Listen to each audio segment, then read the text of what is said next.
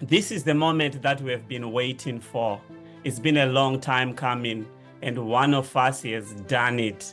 And I am super excited. I feel like I'm a midwife helping to push this destiny out. And today we are holding this brand new baby that we are here to congratulate, that we are here to be inspired by. But maybe let's go a step further now that you have confirmed your location, now that you have given a proof of life. Can you maybe to kick us off, drop in the chat box one word that describes how you are feeling about money today? One word that helps to describe how you are feeling about money today. I can see some answers are starting to filter through. Stressed, overwhelmed. I'm reading through. I'll not read out the names. I'll just read out the superlatives that you are putting through. Is this the general feeling about everyone? Stressed, overwhelmed, excited? I'm sure we've got a secret millionaire on this call tonight. Someone is excited, in control. That's a good start. Thank you. So whichever emotion you are feeling this evening, you are in the right place, because the buzzword is winning the money game live. And it doesn't matter what stage in life you are catching this conversation. You might be in your university years, you may be recently married, you are a business person, maybe you're about to launch a new business, you have migrated to a new country, and today we are here to contribute to the body of knowledge and also get to hear from speaker after speaker who have actually read the book, give their feedback, and also help us as we continue on this journey of life where we are mastering the money game together. So I don't know about you. As you can tell from my surname is Chimbizi. It's not Bezos. It's not any of the, or Musk. So nobody gave me the template. I had to figure it out myself. When my mom passed away, when people were distributing her assets, people distributed even our own family photo album. There was no shares, there was no investments to pass on. So at 45, I feel very excited to be sitting in a room full of movers and shakers, full of champions, people who are eager, people who are willing to become part of a tribe, part of a community, to talk about what can be sometimes a very daunting and overwhelming subject, as somebody has said. I'm sure by now you are getting tired of hearing my voice and you just want to dig deep into our 7 course menu that we have lined up for you. So without further ado, I am going to introduce our first speaker, who unfortunately is not able to join us live, but that doesn't minimize her contribution tonight, because she has gladly sent us a video all the way from the United States of Africa, Zimbabwe, Tendai Ndoro, who is going to kick us off with our program tonight. In terms of profile, who is Tendai Ndoro? She's a mortgage specialist with over 18 years experience in financial services. She's a founder at Life Plan Odyssey Wealth Management, helping clients make it happen. So hopefully tonight as well, we are going to be triggered, we're going to be invoked, we're going to be provoked to make it happen. If we can't do it for ourselves, then we're going to have to do it for the future generations. She's an international speaker known for a mindset transformation and goal acceleration, award-winning advisor, author of 10 books on faith, money, and personal growth, and nominated for multiple Zimbabwean awards, including Motivational Speaker and Author of the Year. And lastly, in terms of profile, she is a certified life coach, economics and finance graduate, and CMAP holder. So this is the caliber of speakers that we have lined up tonight, who are going to review the book, who are going to give a word of convocation as we prepare, obviously, to hear from the lady whom we are gathered to listen to tonight. Just give me another emoji, preferably not a rude one, if you can still hear us crisply from whatever parts of the globe. I did greet some people earlier on, and I can tell that the house is full at the moment. So whenever you are ready, our tech team, please do kick us off with Tendai Ndoro's video.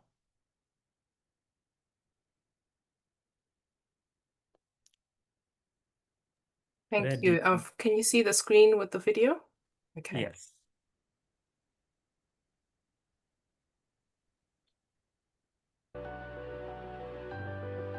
A huge congratulations to you, Rumbi Salome, on this winning the money game. I absolutely loved the book. And, you know, there are not enough books in the library of financial literacy.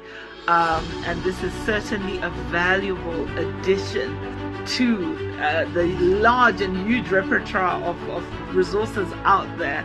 I'm so very proud of you. And have just watched you in leaps and bounds coming out and just, you know, making your mark in equipping others in this mammoth task of building generational wealth through financial literacy. Thank you, thank you, thank you. We thank you as a community for writing Winning the Money Game. And I think, you know, every chapter was written from a place of personal reflection, reality, having worked in financial services for over 20 years, personal finances, as well as having had my own journey. It's not simple. It's not as simple as incomings and outgoings. Well, maybe it is for some people, but there's all sorts of behavioral things that actually can be happening along the way. And, you know, you touch upon these and the double-edged sword of debt. You know, you need it, but at the same time, you know, once you buy with debt and you start getting accustomed to it, it can feel like it's your money. And, you know, discerning between good debt and bad debt can be tricky. And you asked me to answer a few questions. I'm going to go ahead and try and attempt to do that now. So one of the questions you asked me is, what part of the book do you think really aligns with one of the struggles I see people struggling with along the journey?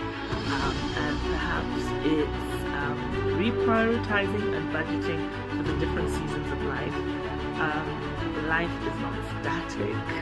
It changes, sometimes really fast, sometimes at an alarming rate, or sometimes it's a gradual slow burn. And you know, just keeping an eye on the budget and reassessing priorities in that season helps you stay on top of things and avoid lifestyle creep. Because yeah, we want to feel good, we want to look good as income increases.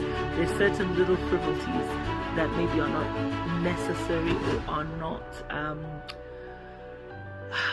they don't really add value to one's lifestyle, that are very easy to sort of incorporate and actually are denting a slow hole in your pocket. And I like that part of the book, and I think that's really useful advice that you give in this book as you shared your story as well.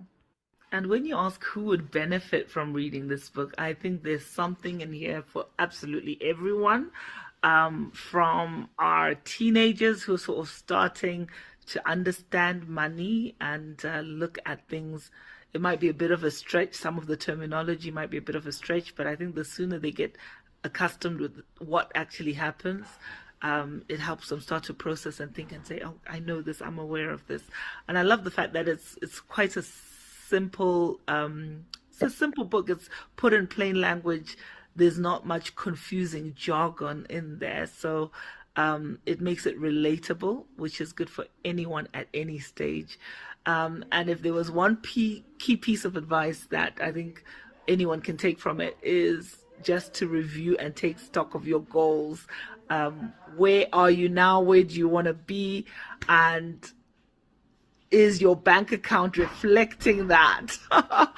Oh my gosh, I'm often shocked by mine as I'm like, okay, this is not telling the picture of what I'm saying I want in life. And actually, there's no one else to blame but ourselves. So I think that's a piece of advice that everybody can take.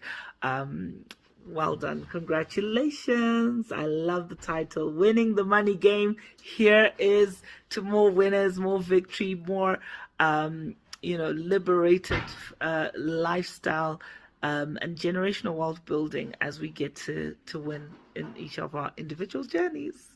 Thank you for writing this book. Congratulations. Everyone go and grab your copy. And I love I like the size of the book.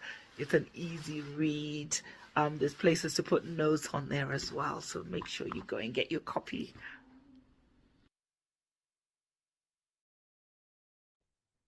Wow, thank you, Tendai. I'm sure you are listening in. Unfortunately, I know you were not able to join us live, but thank you for such a highly synthesized presentation, a review of the book, and just telling us how it appeals to every cross section of the society.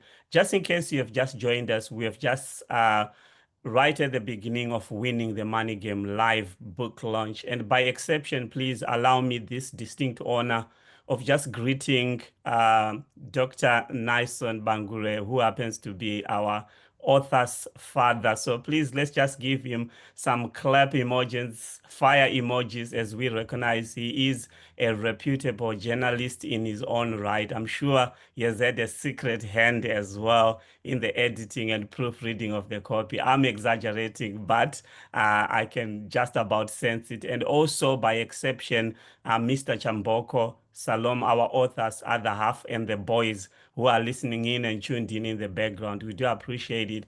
Your support has led us to this moment of glory. So what are we doing here tonight, just in case you missed the introduction? Obviously, we're celebrating the launch of a brand new book, and I'm calling it a baby because all of us are midwives who have helped to birth. We've seen the journey that our author has taken, right? She could have written on any subject that she likes: fashion, traveling, going on cruises, but she struck really at the core of what society needs, what our community needs. So tonight we are exploring the lessons behind the pages, from debt and saving to parenting, purpose, and business goals. So it's like a one-stop shop, if you may call it. It's also geared to inspire confidence in your own financial story, your own personal story, to build a supportive community around financial growth. So this is not just an ordinary book launch with pomp and fanfare, and then the story ends there. We aim to build a community, an ecosystem, a tribe of people who are like-minded, who are willing to be challenged and pushed to the next level. So the book, as we speak in the United Kingdom, is already selling on Amazon. You can also download in Kindle format. Correct me if I'm wrong, and also in a soft copy. There are jokes about books, like if you want to hide something, just hide it in a book. But I believe that the caliber of people who are in this call are intentional, people who are leaders, who read, who wish to be challenged. As I append and prepare to introduce our next speaker, you don't have, yes, congratulations to Salome. She has written a book with about 70 pages, which is easy on the eye and lovely to read. But did you know that you are a writer in your own right? It just depends what you write. And I always tell people, start with 2 pages, your family tree, especially those who are in the diaspora. Where did you come from? Who is your mom? Who's your dad? What's their totem? As you start to explore that, already you are now starting to formulate a book. One of my uncles has written a family book, which has helped us. So that's my other challenge to us as we tune in. So without further ado, I want to introduce now to our speaker, Dr. Kumbi Mabwe. Who is Dr. Kumbi? She's a great friend, a person whose CV is as long as an Audi shopping receipt, but I'm going to try my best and condense it in the interest of time. As you can tell from her title, she's a PhD holder in operational risk management in banking. And I hasten to add that she actually defended her PhD. It's not one of them ones that you buy in Mexico. This is the real deal. She's a senior lecturer at Cardiff Metropolitan University and academic researcher, an expert in banking, financial services, and financial well-being. Focuses on the intersection of ethnicity, gender, and finance, which is the very reason why we are here, because this conversation, this launch, is reflecting all that. Passionate about addressing how culture and inequality shapes our financial behaviors and opportunities. I run out of words. Excitement is getting the better of me. So please, she's going to come to us and address us live. As she is speaking, if you've got any questions, please just type them in the chat box and I'll fish them out so that she can answer them later on. But for now, let me hand over the virtual mic to Dr. Kumbi Mabwe. Thank you very much, Mr. Speaker. I am humbled by the introduction, which I do believe you have done with passion.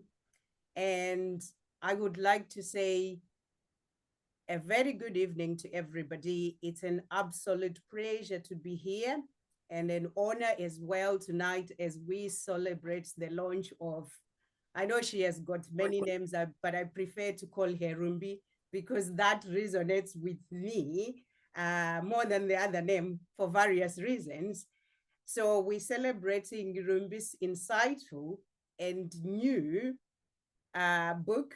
I'm not going to go with the title as it is written because I like the one in small prints, Money Lessons You Can't Afford to Ignore to be winning the money game.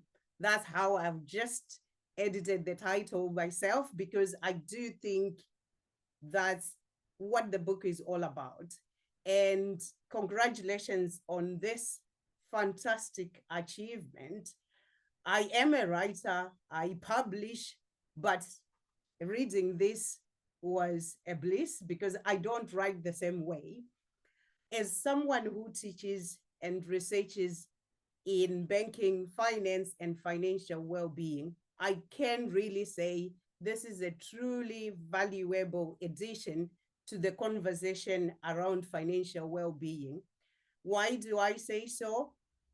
Anybody could pick up my paper and read, but they're not going to get the lessons that you get in this book, even if I say so myself. That's because as academics, we do write, but we do write in a certain language for a certain audience. However, for the book that I would want to show you that I have got as well, and I have read it, it is written for everyone, young, old, and even those who don't like reading, because it is short, sweet, and to the point. I do like the fact that the chapters are very short. I sat down and read it and I couldn't put it down because I wanted to know what was coming in the next chapter. So well done on the bite-sized chapters because I do know we no longer want to read as we did when we were in grade 3. But let me go back to the chapters as I saw them. I could speak of all the chapters because they're quite interesting. There's nothing that I would want to leave, but I've been warned I have got limited time. And as an academic, I do know how to talk, but I'll refrain from talking too much. Now, chapter 1 hits the point, the money habits that nobody taught us. I mean, I was never taught money at home, in school. If the lessons came, I only realized I had lessons as an adult. Now, as I said, I'm not going to talk too much. I'll jump to the chapter that resonated with me most, which is the budgeting and credit scores. And as Rumbi called it, it is the basics. But who knew that basics would be the hardest in people's lives? And in this case, I have seen it being hard for people, mainly because this is money. It's sweet when you spend it, but it's hard to sit down and deal with it itself. The chapter resonated with me because the hardest bit that people find is sitting down and tracing where the money goes. I think in the chat, somebody says it's overwhelming. I totally understand. And I see that at the university, when you start talking to students about money, they don't want to hear it. They say, oh, why can't you jump to the more important stuff? So in this case, what I like about the book and the chapter is it gives you a clear roadmap in a very simple language. It just doesn't identify the struggles, but it provides actionable steps to overcome them. And what's more, from somebody's personal story, I have never seen anybody who sits down and talk to you about their money life, especially from the point of enhancing your own life. So I would say, well done on that chapter and many more. The what, the how, and the whys will surely transform your life if you were to grab the book yourself and actually, start from somewhere. The good thing is, in the era that we are in, everything is automated. You go on your app and you see how you have spent your money. All you need to do is write down, or if you're a spreadsheet person, go there as well. And the main reason why people fear budgeting is it's usually viewed as a restrictive tool. But what Rumbi has done is to give it to us as a freedom and financial tool. Who doesn't like that? And once you start doing that, I think the other biggest thing is the credit scores. I don't know about you, but I didn't know a credit score until I came into this country. And even when I did, it was very abstract. But I have seen myself and other people going through the pitfalls of not knowing what it is, just because UK is a country of debt where nobody teaches you about debt. So in the book, you will learn about what credit scores are, how to build them, and how to preserve or improve them. So I do think, for me, that is a game changer. What I would like to focus on is who would benefit most from reading this book. And I've got 3 categories which I've chosen to talk about. The first category is everyone. I read it and I have learned so much. You could look at me and say she has a PhD, but I will put the disclaimer and say, I don't know everything. And I'll tell you what I've learned and what I'm going to do after reading this book. Who doesn't want to win the game? We all do. So we have got everyone. We have got young adults starting their financial journey. And I would say young adults in quotes. When you are new to the UK, you are just as good as a young adult, because the system that you are coming from is very different from the system that you are getting into. And then anybody who feels overwhelmed by their finances, I think, as the first speaker says, there are so many books that you could read, but none of them breaks it down as this one has. You could choose to start with chapter 8 on another day, go back to chapter 1, because personal finance has got various aspects. And in that case, you could choose the one that you want to start. And my third, if not fourth category, would be anybody who thinks money is complicated. In this case, you will find that it's not complicated just by reading a few chapters in this book.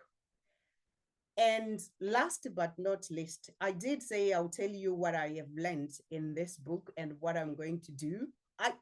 The reflections at the end of the chapter, I'm sure you had a prayer, Rumbi, before you wrote that, because when you go through them, it's almost like opening your book of personal finances and realizing where you are lacking. So for me, it was the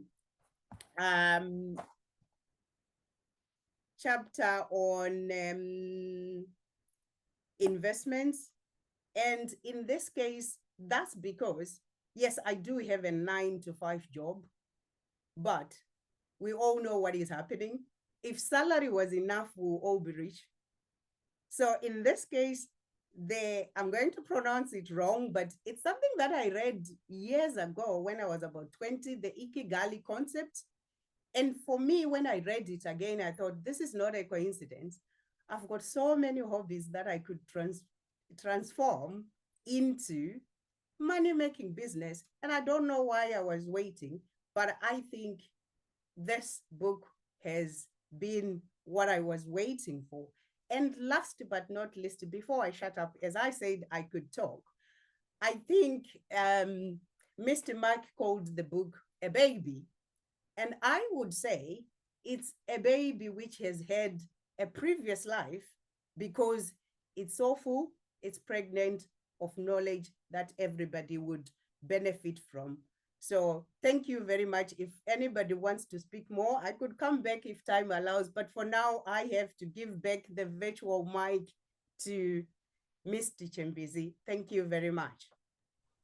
Wow, thank you, Doctor. Spoken like a true academic, and thanks for the vote of confidence. It gives me so much assurance that this book has gone through a rigorous test. And I must hasten to add that if you were my teacher in high school, I would have had straight A's.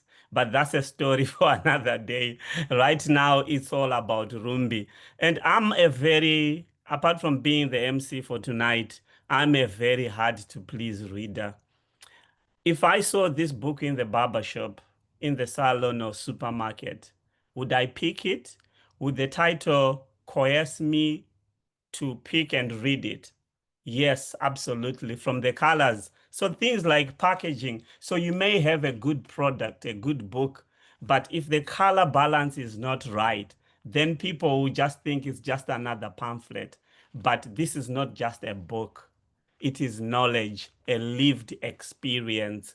And don't worry, there is no big sale coming at the end where we're going to auction the book and say, who's going to buy it for 2,000? Whatever value you're going to put at the book is what's going to prompt you to order it yourself and buy it, or even a good Christmas present, because believe you me, Christmas is already around the corner. For now, I think I'll just reserve questions for you so that at least I can move on to the other speakers and then we can have some conversations later on. So the theme still goes, we rise by lifting each other, and we have a selected few individuals who have read the book and they are going to do a mini review. So up next, we've got prophetical, I'm going to call you Dr. Nico Chitsa, and I know your PhD is in the making. You're going to zero in on chapter 6, which was about business and financial goals, thinking beyond the 9 to 5. Gosh, that hits me. Some of us are still in the 9 to 5 bracket. So I'm keen to hear your thoughts about what you gleaned from this chapter. So by way of introduction, you are an ACA or ACCA qualified accountant with 14 years experience.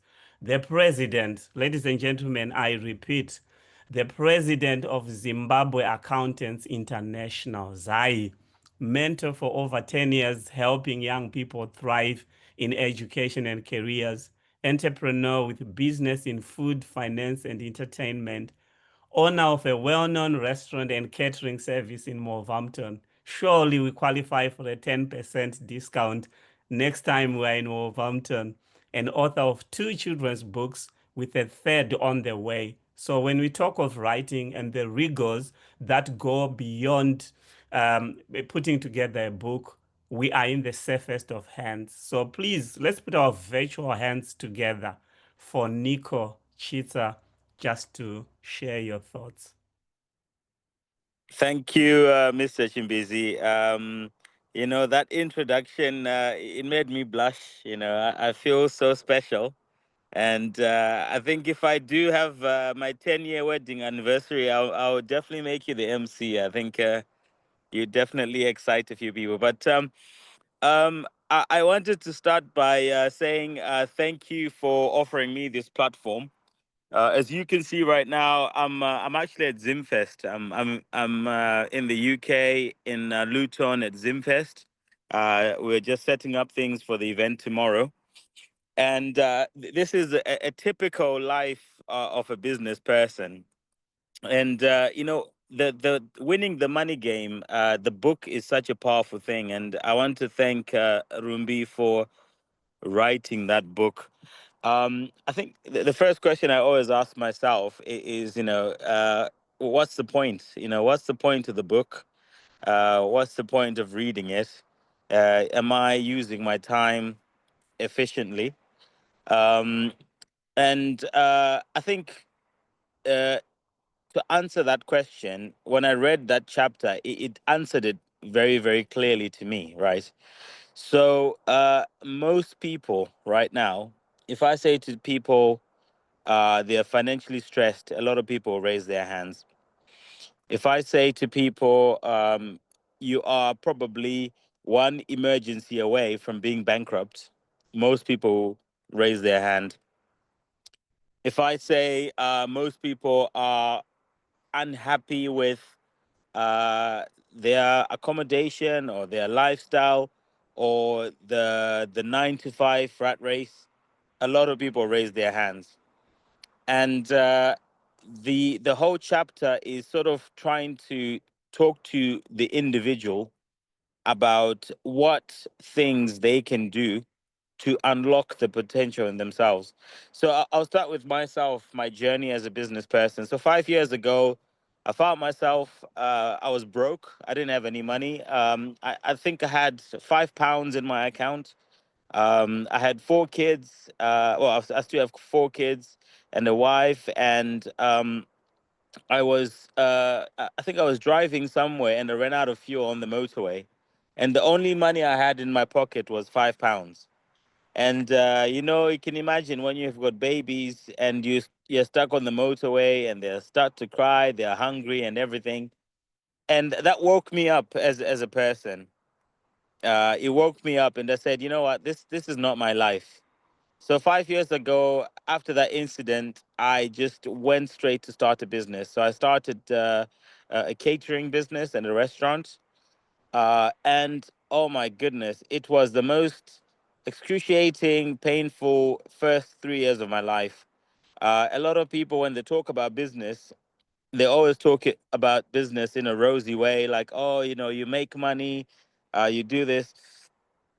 I'll tell you the truth, business is painful, right? So in my first month of opening, um, I had my food inspection and I passed it, but there was a few things that I had to fix. So I had to buy more equipment, which cost me a lot of money. And then 6 months down the line, my machine broke. My some of the equipment we bought, very expensive machine. It broke down, and I had to spend money to fix it. And we 8 months down the line, it started getting quiet. I wasn't getting any business. So in the first year, I lost a lot of money, and I was thinking, oh, how can a food business lose money? Because in my calculations, I was supposed to make a lot of money, but the point was I hadn't learned about business. And as I went on and went on and went on, things started to improve. I started changing the menu. I started advertising more, and I even, started doing outside catering.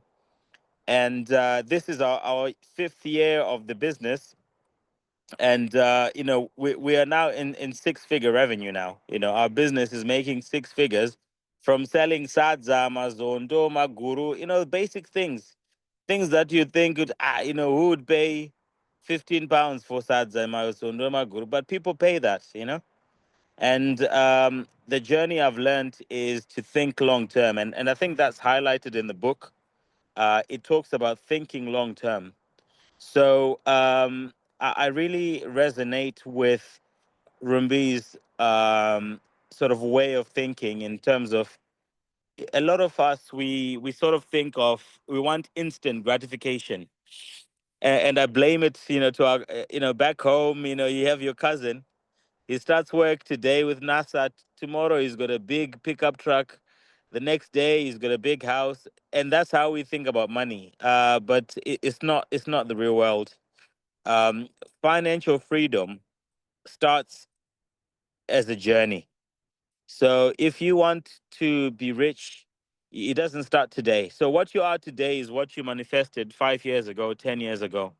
So you have to vision yourself and say, okay, in the next 5 years, I'm going to be like this. I'm going to be like this. And you start working towards that. A lot of us, we, we, we underestimate what we can do in 10 years, and we overestimate what we can do in 1 year. We'll think in 1 year we'll be able to turn around and become a millionaire. That's not going to happen. Uh, Most people, they take time, they build businesses over time. And that's what the book is saying. It's saying to you, think long term. And there's a paragraph in there that also even speaks about pensions. You know, it talks about pensions and talks about how, as a business owner, you need to set aside money for your pension. You know, so it's teaching you to say think long term, and you will be successful if you work hard. Thank you. Wow. Thank you, Nico, for such profound thoughts. I wish I had a genie bottle because you were just dropping some bombs, some nuggets, and somebody has written quite cheekily in the comment section, amazing. I don't know, my Shona is not that good. They wrote in that Vandanzwa Kuda Mazondo, something like that. I don't know what that means, but hey. They want some cow food. Yes, some cow food. Thank you so much for that feedback. I just want to welcome some more people who have joined us as well. We've got another notable author and a heavy hitter listening in as well. Some of you are familiar with the works of Rumbi Zawabaya, one of the most authoritative voices with things pertaining to our immigration, our settling journey as a community. We've got Sarah Chitongo. We've got some heavy hitters. Some of you might be wondering, why are we having different speakers coming to we give a word of convocation? Why not Rumbi? Rumbi is coming. Salome is coming. Definitely in a few moments. But some of you may be familiar with the late Dr. Martin Luther King's "I Have a Dream" speech. Most of you just remember the speech only, but most people forget that somebody had to organize transport, somebody had to give people water, somebody had to drive the masses so they could hear the speech. So this is what's happening today. The "I Have a Dream" speech is coming, but somebody has to give water, somebody has to do the catering, and it's just such an awesome. Next time, I promise, this is my plea for the next book from Rumbi, that it has to be face to face, and we'll arrange something for those who are joining us from other parts of the world to be in the same room. I'm getting excited as we are about to reach the crescendo of the evening. But thank you so much for paving the way, Nico, Dr. Kumbi and Tendai Ndoro, who have spoken so far. So now we want to hear from our last speaker of the evening, Afadzai Nyirenda. She's gonna zero in on chapter 8, which centered on raising financially intelligent children and breaking generational curses. By way of introduction, she's a public health nurse with a passion for family well-being, founder and director of Intentional Parenting, a global platform, I repeat, a global platform for supporting and educating parents, a mother of 2 young adults. Interesting. Mother of 2 young adults who believes parenting can be joyful and fulfilling, former primary school governor and Sunday school teacher with insight into education, faith, and family life, co-author of a Christian women's devotional, and lastly, an avid reader and speaker on parenting, faith, prayer, and personal growth. So whatever stage in your life you are going to be hearing our next speaker, I believe it's by divine appointment. You ought to hear what is going to come out of your mouth. And if you've got a recording device, I forgot to mention earlier, please make sure you capture these moments, because this is gold dust. Those who have heard Fadzai speak, people pay top dollar. I repeat, top dollar in top hotels and top seminars just to hear her speak. And you'll be lucky to get a picture with her. And we get to hear from her today at this exciting book launch. Lest I be excited, Fadzai, please shut me up and take over.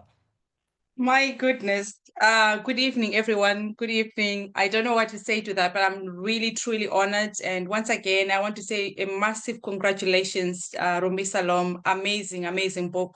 Thank you so much for your heart to serve our community. I've got my copy here. And, like what the other speakers have said, this is really powerful. It's a resource for our community that is so much needed. It's a resource that our children need. It's a resource that not only the diaspora community, even the locals, they need it. Incredible book. And I like the simplicity that you brought with it. You can really sense your heart and your passion to really empower people. And I think, your heart comes across in every word that you put down with regards to really getting people to understand that you don't have to be perfect to understand money. And neither do you have to wait to get it right. You can start wherever you are. So, like we said earlier, I'm centering on the family aspect, thinking about our children, thinking about ourselves. How many of us are parents? If you can just comment in the chat section, we'd love to hear if anybody, if you're a parent, if you're a grandparent, if you're an aunt or a niece, and I would like to believe, that most of us probably are. So for those of us who are parents, I say to Rumbi, myself and here, we share that passion. For the majority of us who left our native countries, we came here primarily for money. Most of us, I know there's some who are coming here for security. There were a few of us who were coming for other reasons, but the majority of us, we came here as economic migrants, looking for a better future for ourselves and for our children. Where are we? I'm 24 years in this country this year. And when I was reading this book, my heart was like, oh my goodness, you just really stop and pause and think, I need to get this right. I remember having a conversation with Rumbi when I had a consultation with her. And I was saying to her, I didn't realize that the years would fly by the way they've done. What I want to do is to get it right for my children. So I've got a 25-year-old and a 20-year-old, and it's thinking about what can I do? Yes, there are mistakes I've made myself as a parent. There's a lot of ignorance that is just kind of, there's nothing I can do about it. For the majority of us, our mothers, they didn't work. Some people, yes, they were quite fortunate that your mothers worked when we were young and we were back in Zimbabwe. But for an average person, my age, I'm 48 this year, we didn't. They may have worked in the farm, but in terms of really seeing the dollar and how, banking and all those kind of things, we're not familiar. And like what Rumbi said right at the beginning, money, finance was never taught in schools. So this resource is for parents to say, what, there's an opportunity for you to do things different. So she talks a lot in chapter 8 about breaking the generational curse of poverty. And we know poverty, it is the greatest sin, to all the parents who are on the platform. The lack of money. We see it in so many ways. The United Kingdom government at the moment, they are talking a lot about reducing health inequalities. And we know that money is right at the center of that agenda. Then, those of us who work in health, NHS has, they've just recently published their 10-year plan. And they're talking a lot about what can we do to make sure that people are living well and they're living long in good health. Good health requires money. For you to eat well, to buy the proper food, to cook nice, nutritious food for your children, you need to have the money. But you don't need to have masses of it, which is what Rumbi talks about in this chapter. And I just wanted to take you on the chapter on a couple of things that I highlighted. So she talks about financial intelligence starts at home. This is on page 48. And she writes that we may not be able to rewrite our childhoods, but we can shape our children's future. And this is the conversation that we are saying in this space to all the parents, to all the aunties and the uncles. And it says this starts in a home where money is not a taboo, where we talk about it. Here at Intentional Parenting, we talk about money. We talk about really educating our children, simple things about how much do you earn. I know sometimes some parents, we feel that, oh gosh, why should I tell my children how much I earn? But that's really powerful, especially with teenagers. Showing them what a pay slip looks like, sharing with them, how much a council tax cost, how much the bills are. That empowers them and it brings money into light and into everyday life. And Rumbi challenges us and says, earning is connected to effort and creativity. So, it's really empowering our children and making sure that mistakes are teachable moments. They're not something, to bash our children, but to recognize that there's an incredible opportunity for us to do things differently. And I marveled, I'm a health visitor by background, and I was just so taken aback by the effort that, Rumbi put into this book, breaking down how you can teach the children about money.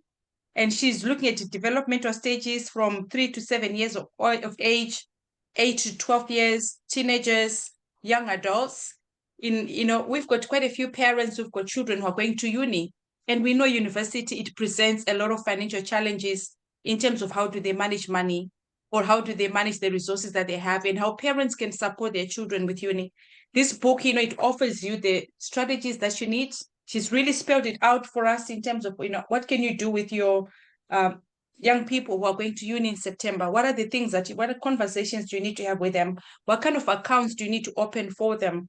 And how can you empower them while they are at uni? And how can you make money a subject that, they don't have to be complex? It might have been difficult for you, but we've got people like Rumbi who are really qualified in the space that she can really have a consultation with you, sit down with you, break it down for you.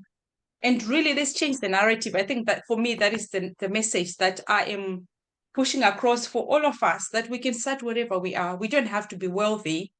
Start by sensible buying.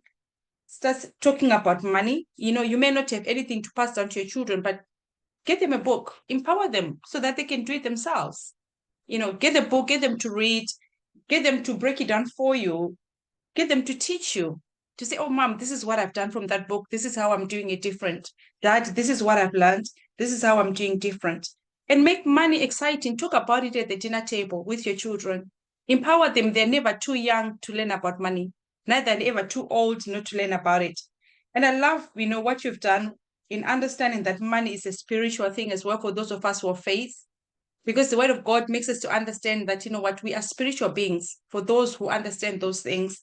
And you have gone on to say, no, do not be conformed to this world, but be transformed by the renewal of your mind, by reading, being equipped, changing the trajectory. Let your children see that you're making an effort to give them a better life by investing. I was talking to Rumela, I said, one of the things that we need to do is to normalize, and it's a conversation we're having on intentional parenting with the community that we have, that instead of buying trainers and all those kind of things, buy your children courses on financial literacy.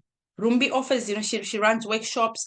Let's change the narrative and really turn around, life for our children. Because, when our children are able to stand on their 2 feet, life becomes easier for us as parents. We don't have to really nag them to take care of us. We know that they are well taken care of themselves. And, it's a win-win for everybody, and the whole society benefits from that. So well done, Rumbi. Once again, congratulations. Great book. Wow, thanks, Fazai. Wow, somebody say something in the comment section. I don't want to feel as if I'm the only one who's being blessed. You know what, as you were speaking and going through the chapter, giving the synopsis, I was seeing us at a conference, full house, all of us just dissecting this at length, and it's such an exciting platform. Welcome to those who have just joined us. We are in the middle of hearing from heavy-duty speakers, tried and tested, well-respected authors, specialists in their subjects. They are just giving their word of convocation, just helping clothe and bath this baby that we have just been handed over by our dear author. Wow. The time we've been waiting for.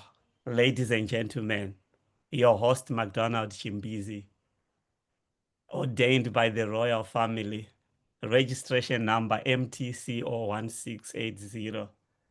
It is my pleasure to introduce our writer, I dare to say writer and author, Salome Rumbi Chamboko. Don't worry, she's coming in a minute. Just allow me 60 seconds just to set her up and give you a full profile. Who is Salome? You might have seen her on a nearby flyer. You might have seen her at a function, nicely dressed, but there is more to her than that meets the eye. She is a friend, a positive disruptor, and I'm very stingy with my compliments and superlatives. She's a community champion, and feel free to challenge what I'm saying. If I'm lying, please publicly call me out, but I am confidently saying these things. She doesn't shy away from big topics such as money. She's a speaker in her own right. She's a communicator, flexible and agile. She's Black. She's African. And I am super proud of that. I have to mention that as a accredited Unite the Union Equalities champ. She's a youth mentor. She's vulnerable. She's a wife of one husband and two boys. Soon to be, one day, inshallah, crowned MBE or OBE knighthood. At some point, I see and I smell one coming. So without further ado, I'm just gonna hand over this time so that we can hear. But before she comes, let's just give her a rousing welcome. Let's say something in the comment section. Let's tell us how you're feeling as she drinks a water, coffee, to take the mic in about 5 seconds. Thank you, Fadzai. Thank you, Nico. Thank you, everybody who's come. Right. Let's just come on, unmute those who can ululate, those who are carrying babies. If you can throw the babies in the air as we wait to hear from the lady of the moment, Salome Rumbi Chamboko. Over to you. Wow, Mike, you've just taken this to another level I wasn't prepared for. So thank you. Thank you very much for the wonderful introduction. And I'm super excited and I am very privileged for everybody who has taken their time to just come and join this call. I'm grateful to God, first of all, because our God is faithful. When I first wrote this book, I hadn't really put in a lot of my Christian values in it. And I did the first draft, and I was not happy because I felt like it wasn't representing my identity. But once I really started to communicate my faith in the journey of the book, it started to sound real. It started to sound authentic. It started to make sense. And I remember being challenged on this point with a close person to say, you know, but they're going to be non-Christians. How are they going to be able to relate? I said, you know what? This is who I am. And so whether someone is Christian or non-Christian, the truth that's being spoken will resonate with them one way or another. And the power that is behind that is what will bring transformation to them in one way or another. So, you know, I just wanted to share that background. And on this call today, I've got some very special people who have been in the background, who have been praying with me, walking with me, helping me refine things. I had Yaya on the call who joined all the way from South Africa. She was the one who was sort of doing editing and helping me with, you know, the typesetting and all this kind of stuff. It was a lot of work, bouncing things backwards and forwards. My dad is on the call, and he's a journalist by profession, a media person by profession. Very hard to impress, but he's very kind at the same time. So I appreciate his support through the journey and being very honest with me and supporting me. My pastor is also on the call, who was also in the background, helping me, challenging me, asking me questions, checking how I'm getting on. You know, sometimes you start these things and you put them down because you're kind of saying, okay, I will do it, I will complete it. And sometimes it's nice to be accountable. But most importantly, also my husband, who's on the call with the boys, he had to endure all the nagging. He had to endure all the questions along the way, all the doubts along the way. And, you know, he's been very patient with me and he's been very encouraging. So sometimes when you see these things and you see the product, there is a lot that has happened in the background. But I'm just grateful to God for the grace to be truthful and to be faithful. Some of you that have known me for a while know that I'm a speaker, so I tend to, you know, get invited to speak in places. I do my own workshops online, and I'm going to be doing my own in-person event, so look out for that. But along the way, I would deliver and I would speak and I would do, whether it's to do with tax or it's to do with, you know, financial intelligence or it's to do with just financial coaching. And it'll be so impactful. And then I would leave and I haven't got something to give these people. And it always bothered me, you know, and I knew it was going to be a lot of work, but you know, sometimes you know what you need to do, but you're kind of pushing yourself from doing it and making excuses.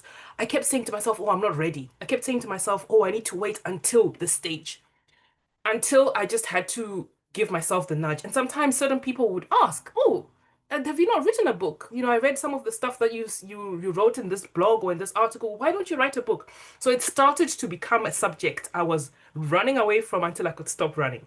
So I want to say this to you today, that if you have an idea or if you have something that's been playing on your heart to do, something to push through, something to deliver, something to work on, just start. Because once I got onto that keyboard and I started to put structure, I started to tell my own story. I looked at the background of some of the things I see in my work, in my line of work. I tend to do tax consultations with people that are very high net worth individuals. And that's one of the things that provoked me to say, how can someone sit on a call with me and say, oh yeah, I've got like £1 million in investments, and they're saying it as if it's like a walk in the park.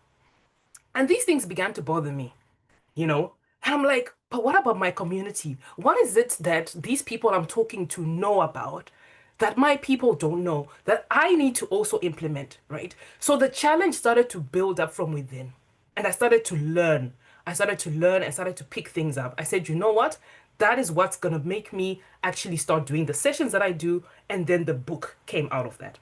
But for those that have read the book, you will know that I actually talk about my personal story, right? I talk about from when I was young, I talk about the input my parents had, which was fantastic. I talk about what was enough at the time that I was young, going to boarding school and things like that. But I also then talk about particularly the time I transitioned to start working. And this is the part where I started to make money, and someone sent me a screenshot the other day, and it was to do with the part of the book which talks about I'm making money, but I don't see where all the money is going. And I then realized that it wasn't just me. It wasn't a me problem. It wasn't necessarily my fault. It wasn't necessarily anyone I needed to blame, but it was something that I had to master and learn.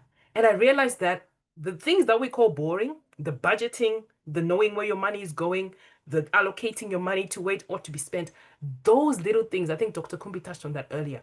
Those little things are the ones we stumble on. And most times we see get rich quick schemes. We see things that attract us. We're like, yeah, you're going to make it. You're going to become, you're going to get financial freedom. You're going to be rich if you do this. But if we've not mastered how to budget £100, how are we going to master how to budget 1,000? How are we going to master how to budget 10,000, right? So in the book, I just kind of became quite vulnerable. And I remember having to speak to my husband about it to say, look, I'm thinking of talking about this. I'm thinking about talking about the time we couldn't get a house, because I was in so much debt. Are you comfortable with that? Are you okay with me talking about this? And he gave me the blessing. He's like, go ahead, it's in the past and it's a lesson that other people can also learn. So I'm grateful that, I was able to be free and actually say real life things, that I'm not coming with a book to tell you what to do. I'm not just coming with a book to tell you what you ought to be thinking about only. It's actually telling you lived things. And some things I'm not even experienced yet. I'm still on a journey. This is the other thing. I said to myself, okay, but if I write this book now, there's certain things I haven't yet attained. I've got my own goals that I haven't reached. Maybe I should wait till then. But thank God for God that He released me to still produce this up to where it is now. And there will be future books to come, or there'll be future things to come. But at the level I'm at, the Lord said to me, you've got enough to give. And I had to be generous. So I want to thank you all for believing in the book and reading it and understanding. And I think one of the things I get as feedback from majority of people is how simple the book is. I remember saying to myself, because I'm an accountant, I'm a kind of technical person, there's so much jargon that's filled in what I do when I communicate technical language. But I said, God, give me the grace to communicate with simplicity, so that even the youngest person who's going to read this, they will find the transformation that they want and they'll get understanding and guidance. So I'm really grateful that, there are lessons I've learned along the way, even in the writing journey. There are things I could do better. And I remember doing the book and it was finished.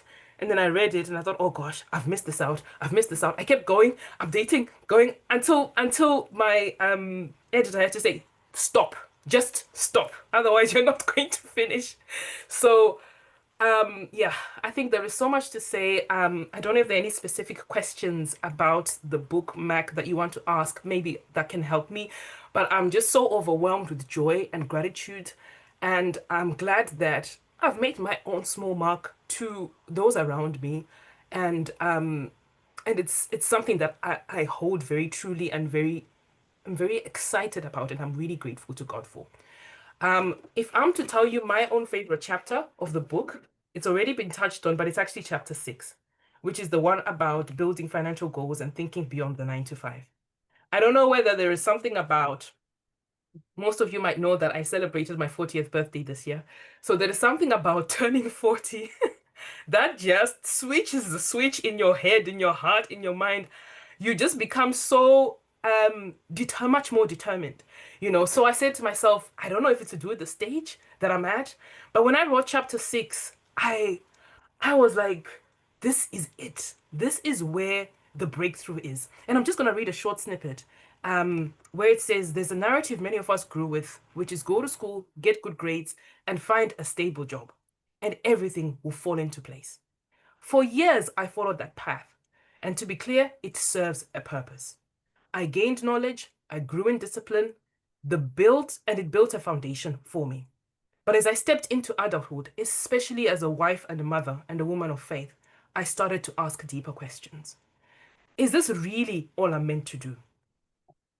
Am I using all of my gifts or just the ones that the job allows me to?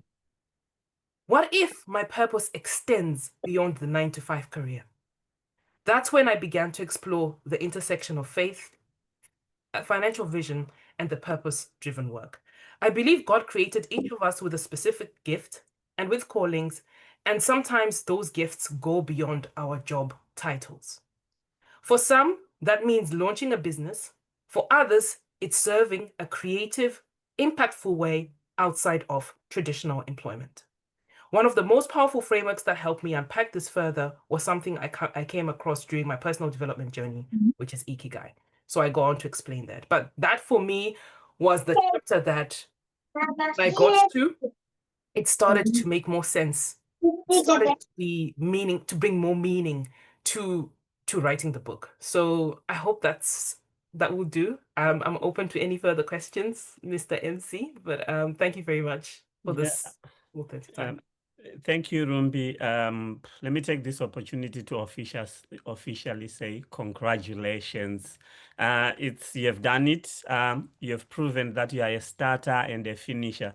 Trust me, there are so many books that are in this audience that are yet to be published, so many songs that are yet to be released, so many films that are yet to be published, but people are just sitting on them. So Tandini Kaur has got a random question. It's not a random question, really. It's a genuine question. I like it.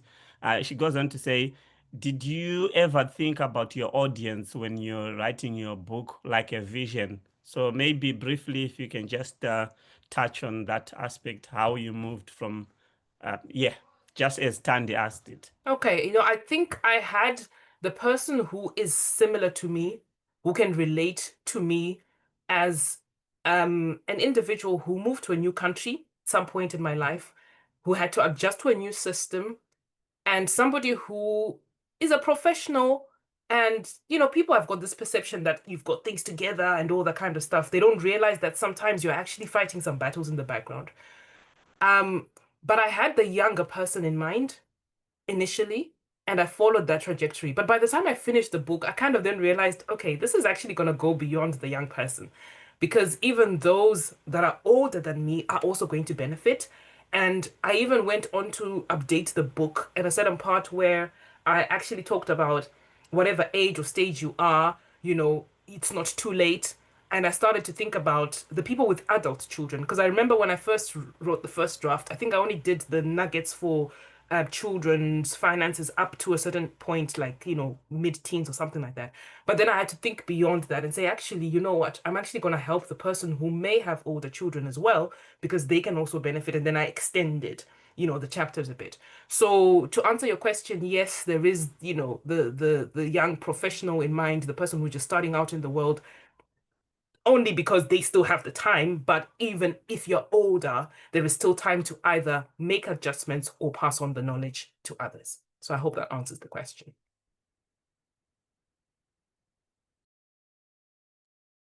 Okay.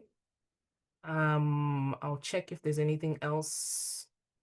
I think we have to. There is a question, Rumbi, from Cynthia. She says, how do we navigate black tax while trying to create financial security as a family? That's a very good question. Yes. I think, This yeah, is whilst Rumbi is catching a breath, I think you are probably the best person to to answer it, if you don't mind. Thanks for reading it out. If you can just probably touch on it for 60 seconds. Yeah, And absolutely. No, thank you.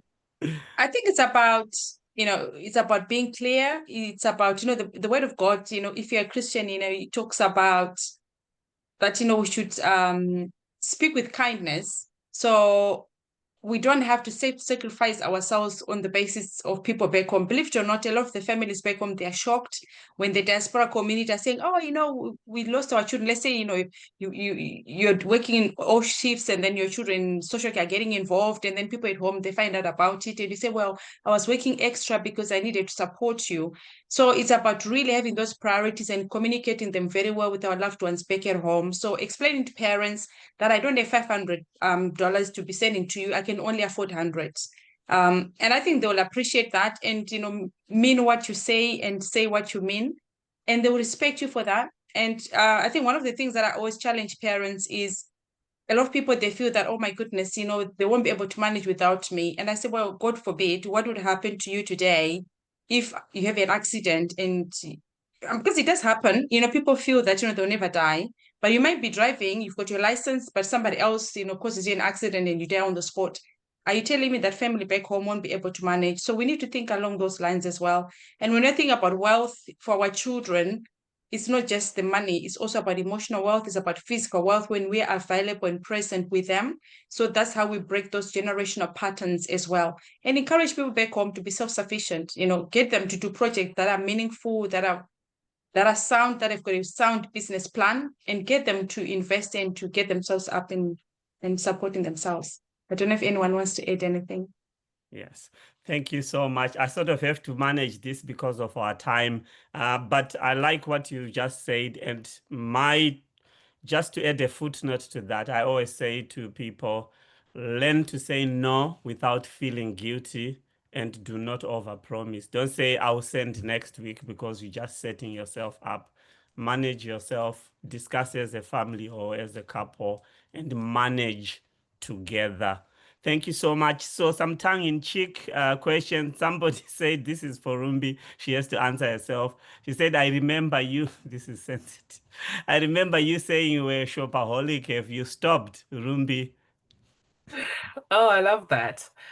So what's changed is, I suppose, there's a space I was at a certain stage in my life. I didn't really have dependents. I didn't really have anyone to, to think about in terms of catering. But now at the stage that I'm at, I'm also considerate of what are my priorities. I think the thing that changed was prioritization and actually understanding that having a budget is not a restriction. Because back in the day, it would just be like, yeah, I've made the money, I need to do this. There'll always be things that come up that where the money goes that you can't explain. But what's worked for me more in more recent years is actually having an allocation. An allocation to say, you know what, this is money that's going to be guilt-free for me, for what I need, and as well as what I want. It's a specific figure. I will not stress out for spending that on certain things, and I'll be glad to do that because I deserve it. So it's having that boundary and having that structure and knowing that you deserve to treat yourself, but at the same time, you've got the priorities right because you've covered the essentials, you've covered your investing, your pension, and things like that, the way I've structured it in the book. So that's the answer. Wow. Thank you. Another quick fire question for you, Rumbi. When are you releasing your audio book? Your voice is perfect for it. Oh, thank you. Yeah, soon. I've looked into it, so hopefully soon. So that's Yeah. encouraging. Thank you. The first step of the way is you have done the first bit. So just to reinforce, the book is, do you know how exciting it is to type one of our own on Amazon? I've just typed on amazon.co.uk, Rumbi Chamboko. It pops up at the front. The Winning the Money Game is there. The paperback is going for £9.99. or you can buy direct from Rumbi. It's also available to download as a Kindle version for $5.99. You can read it at the beach. It's summer holiday. You can read it at the airport lounge. You can read it on the plane. You can read it whilst heading cattle. You can read it whilst in the combi Shika Shika. You can read it whilst at a cruise. So basically, what I'm trying to say is it's a book for every occasion. And sometimes what I tend to do with the books I read, once I'm done with it, I have 3 copies. One as a collector's item in my library, one for the car just in case I get bored, and one that I leave at the train station. They've got a library there. I just place it there, and I know someone will be blessed. Some people are already asking, what can we do for Christmas? Um, you can buy the copy, obviously. You can order it. You can get wrapped. It will be a nice gift. And I know Rumbi will add a few points. But the most important thing is once you have bought the book, you have read it, please, please, I beseech you, brethren, go on the Amazon website and leave a comment. That would go a long way in just reinforcing and attesting. And some people go off comments more than anything else. So we have the pleasure of knowing Salome Rumbi Chamboko on a personal level, but some people don't. So your comments are really, or your reviews rather, are quite important. I think I'm desperate to hear from your dad. Is he still on the call? Is he in a position to address us? The man himself, the myth, the legend, Mr. Nyson Bangure, the journalist. Rumbi's dad. I think I saw him earlier. Go Yes, ahead. yes, I'm here. Thanks very Yes. much. My apologies for not having a live picture. My background where I am at the moment is a bit chaotic. Thanks very much for the very kind CV you gave me earlier, Mr. MC. That was very generous of you. I shall aspire to achieve some of the things that you allocated to me that I don't have.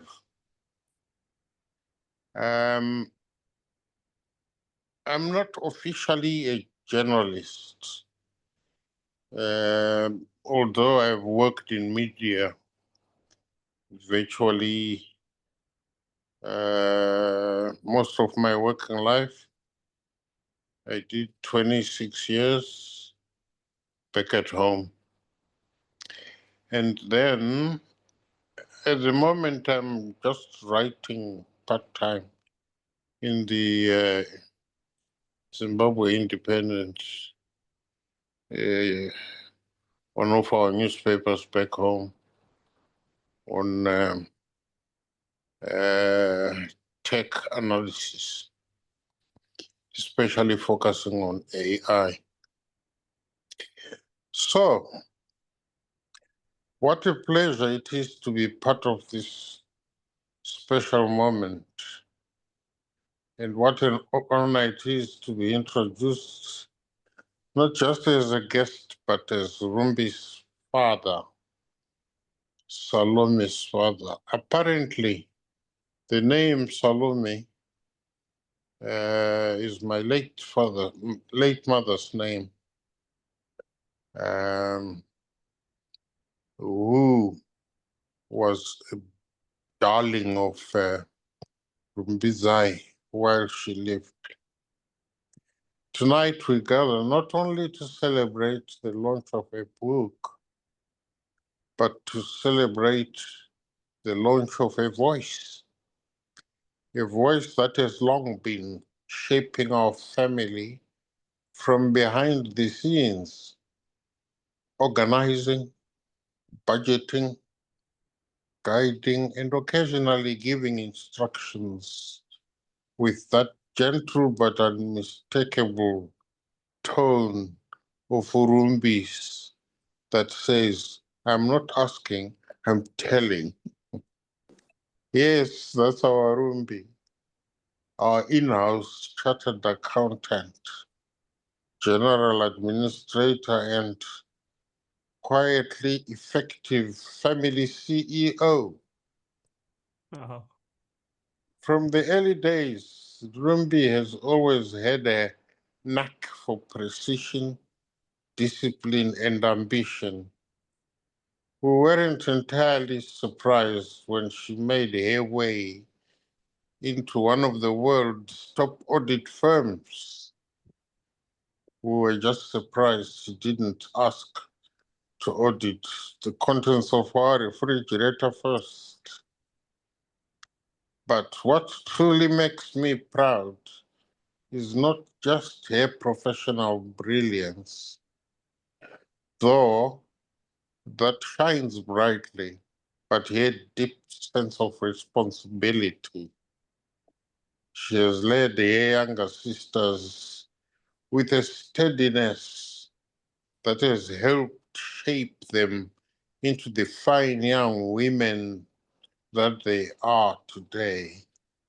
She has been a compass, a coach, and a confidante, and somehow she manages to carry it all with grace. Rumbi has always had a strong sense of fairness. In our household, if someone made a sweeping statement that is judgmental about anything, she wouldn't just nod along for the sake of peace and harmony, like most of us would. No, she would speak up kindly but firmly, even if it meant making things a little uncomfortable. She holds everyone to that standard, including her parents. And now, this book, her first. I say first very deliberately because I don't believe this is a one time occasion.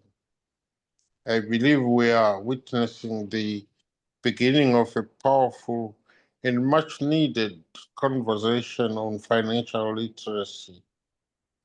And knowing Rumbi, she won't just stop at one book. No, she is only warming up. To you, Rumbi, my daughter, I see great potential in you. And my prayer is that this potential continues to unfold, blossom, and manifest to its fullest. You have already done so much, and yet I believe the best is yet to come. Lastly, to all of you gathered here at the venue without walls, thank you for celebrating this milestone with us. May this book go far and may its lessons reach many. And to you, Rumbi, congratulations. You have made us proud. Now go ahead and write the next chapter in books and in life. Thank you, everyone.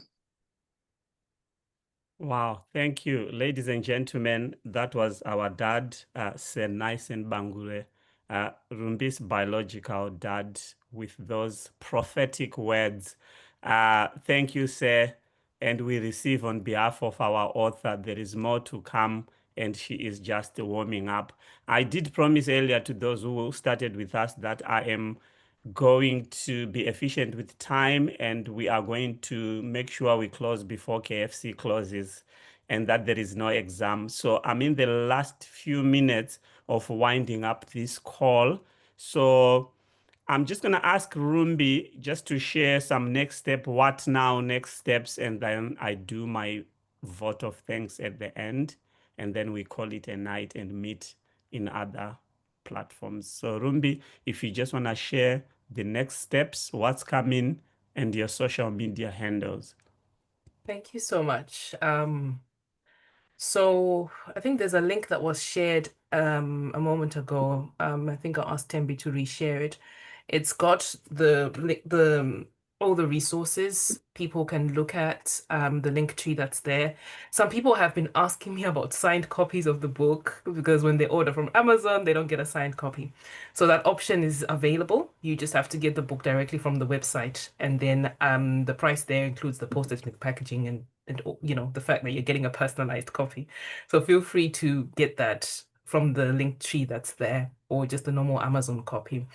But most importantly, I think for me, it's not about writing the book and that's it. I think I'm all about also having a community of people that are like-minded. And, for those that want to continue these discussions, because remember, we've just scratched the surface in this session. So we can have further discussions. I know somebody asked a question we can't even get to. They're saying, how can you teach Africans about investing in index funds and all that? The courses are there. I've already got that on the website.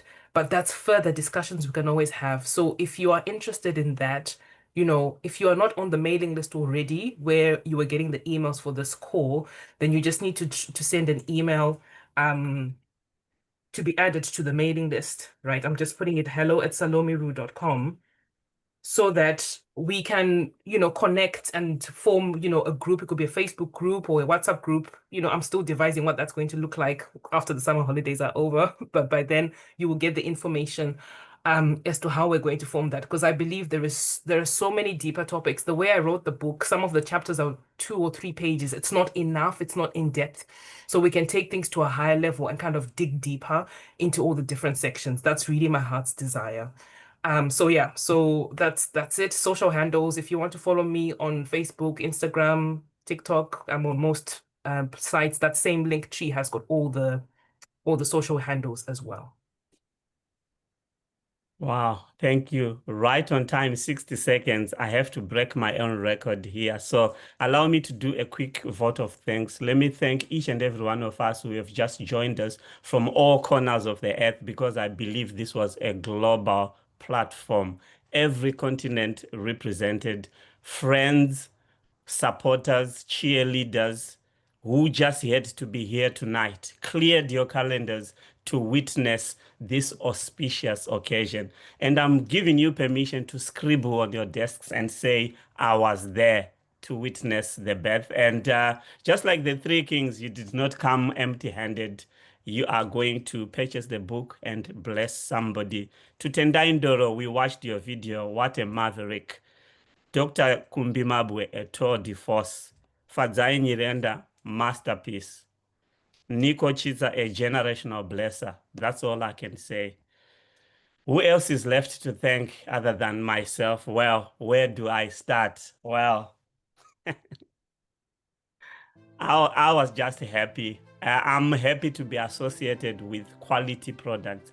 I hate substandard stuff. I hate wishy-washy stuff.